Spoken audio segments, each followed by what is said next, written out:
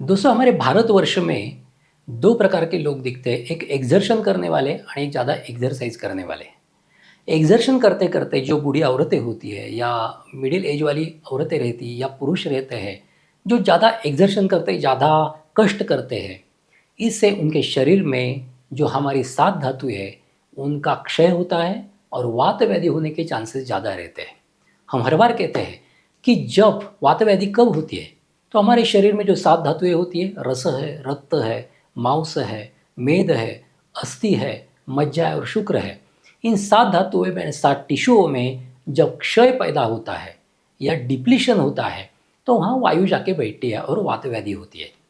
और जब हम ज़्यादा कष्ट करते हैं, ज़्यादा चिंता करते हैं, ज़्यादा भयग्रस्त रहते हैं, खाना रूखा-सूखा लेते हैं, कुछ कभी खाते हैं, कभी नहीं खाते हैं, समय पर खाना नहीं खाते हैं और घी, तेल जैसे पदार्थ हम ज़्यादा लेते नहीं हैं, माफ़क प्रमाण में लेते नहीं हैं, तो हमारे शरीर में वात बढ़ने के चांसेस ज़्यादा रहते हैं और वात व्याधि होने के चांसेस भी ज़्यादा रहते हैं। जब कभी भी थोड़े देर के लिए वात बढ़ता है, तो हमारे शरीर में वेदना पैदा होती है। आयुर्वेद में ये बात कही गई है कि आपके शरीर में कहीं भी वेदना है, तो वो वात के बिना हो ही नहीं सकती है।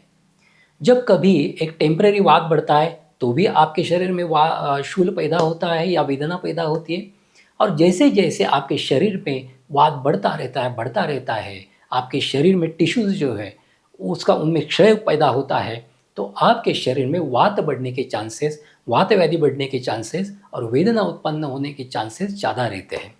इसीलिए यदि आपको वात व्याधियों से दूर रहना है, तो आपका आहार अच्छा करना होगा, आपका विहार भी अच्छा करना होगा, संयत प्रमाण में आपको एक्सरसाइज़ करना होगा, ना कि ज़्यादा करना होगा, क्योंकि ज़्यादा एक्सरसाइज़ करने से भी वात बढ़ता है।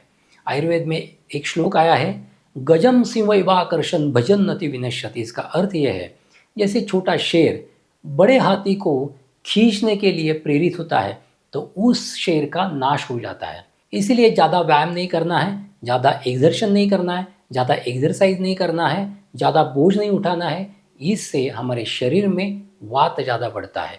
आहार की बात करें, तो अगर आप आहार में ज़्यादा रूखा, सूखा ज़्यादा खाते हैं, आप समय पे खाना नहीं खाते हैं, भूख लगने पर भी आप खाना नहीं खाते हैं, दिन में 1 आध बार खाना खाते हैं और इसके बाद आप चिंताग्रस्त हैं, भयग्रस्त हैं, आपकी मानसिक अवस्था अच्छी नहीं है, लगातार आप कुछ सोचते रहते हैं, तो आपके शरीर में वात बढ़ने के चांसेस ज़्यादा रहते हैं।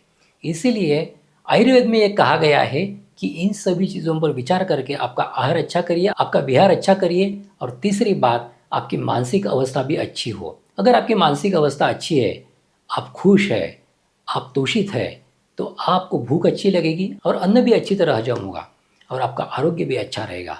अगर हमें वात व्याधि से दूर रहना है, तो हम इन सभी चीज़ों का पालन करें। वात व्याधियों से दूर रहने के लिए मैंने बहुत सारे वीडियो भी बनाए हैं, उन वीडियोओं को देखें, तो इससे आपको समझ में आ जाएगा कि वात व्याधियों से दूर कैसे रहें। अभी यहीं आपसे विदा लेता हूँ, फिर मिलेंगे एक नए वीडियो के साथ, तब तक स्वस्थ रहिए, मस्त रहिए। धन्यवाद।